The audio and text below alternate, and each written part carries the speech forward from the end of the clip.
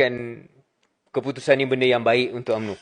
Ada orang yang dengan sinis menyatakan bahawa selama ini mungkin selama ini PM berterima kasih dan bergantung harap kepada UMNO sebab dapat menubuhkan kerajaan perpaduan ini. Dan sekarang ni ada yang kata sekarang ini Dia balas balik.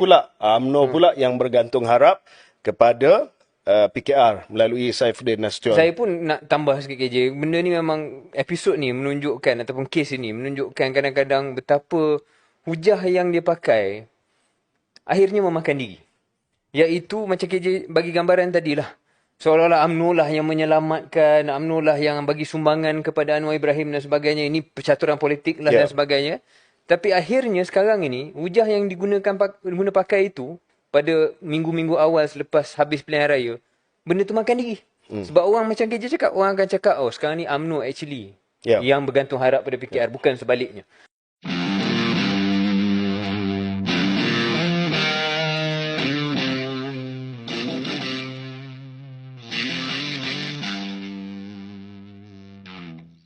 Okey, ke topik kedua KJ. Ya. Apa kita nak cakap lagi? Topik kedua adalah berita yang paling hangat pada minggu lepas, iaitu pendakwaan Tan Sri Mahyudin Yassin, bekas mantan Perdana Menteri Malaysia, di mahkamah berkaitan dengan isu jana wibawa. Dan kita tak perlulah pergi soal pendakwaan tersebut. Kita pun tak nak bincang sebab ini kes mahkamah nanti. Cuma saya nak tanya dari segi pandangan Syaril, sebab ini dilihat sebagai satu game changer dalam kancah politik tanah air. Sebab selama ini kita lihat bahawa kluster mahkamah itu wujud tetapi di pihak UMNO. Dan sekarang ini wujud kluster mahkamah yang baru. Tetapi peliknya, ini Tan Sri Mahyudin sendiri sebut, bahawa bayangan akan wujud kluster mahkamah baru ini telah pun diberi beberapa minggu yang lepas. Dia merujuk kepada kenyataan ataupun ucapan yang telah dibuat oleh Datuk Zahid Hamidi yang memberi bayangan bahawa akan ada kluster mahkamah yang baru. Jadi timbul banyak soalan lah. Perhimpunan Agung pun kita dengar Pelbagai soalan yang timbul berkenaan dengan pendakwaan ini. Adakah ini pendakwaan politik? Of course, Tan Sri Mahyudin dan juga Bersatu dan juga PAS istilahkan ini sebagai pendakwaan politik dan pihak kerajaan. Saya dengar kenyataan daripada PMX, Datuk Seri Anwar yang sebut kalau begitu maka semua pendakwaan adalah pendakwaan politik. So sekarang ini sudah menjadi satu polemik di kalangan orang ramai. Dan saya nak dengar pandangan Syaril. What do you think of this charge? Saya ingat pertama sekali prinsip yang semua perlu berpegang lah. Innocent until proven guilty. Okay. Yang itu kita sentiasa bercakap tak kira siapa pun yang terpalit ataupun yang kena dakwaan dan sebagainya. Kedua, saya nak cakap ialah berkenaan dengan betapa kita cakap tadi KJ tentang apa hujah kita pakai kerana makan diri. Selama ini apa yang UMNO dan juga mereka yang mengatakan bahawa kes terhadap pemimpin-pemimpin UMNO itu adalah pendakwaan politik.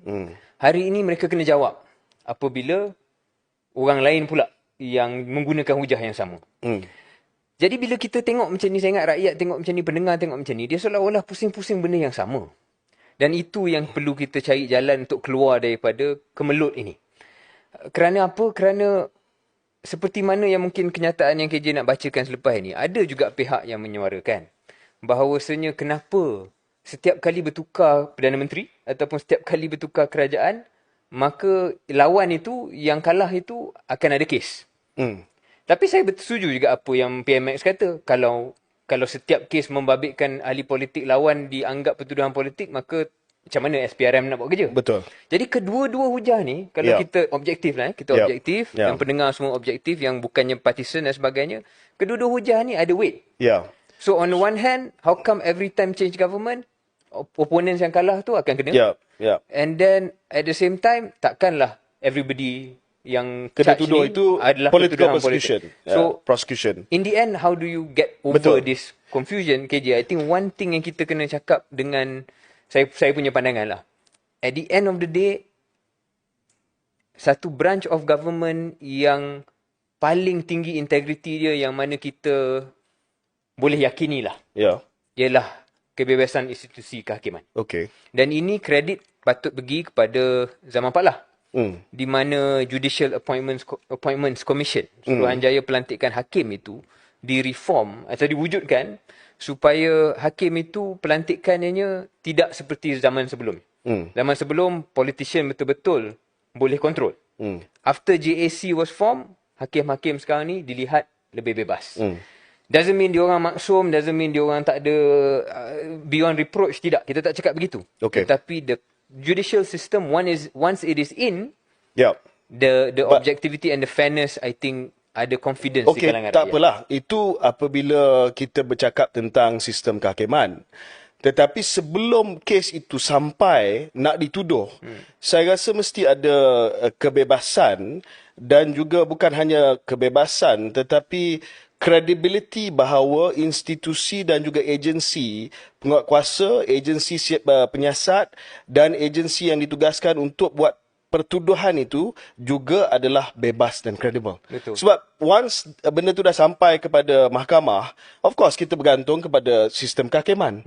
Dan kita harap bahawa hakim-hakim kita adalah bebas dan adalah berintegriti dan berprinsip tinggi. Yang saya rasa hakim kita, semua badan kehakiman kita insya-Allah adalah badan kehakiman yang bebas dan mempunyai integriti yang tinggi.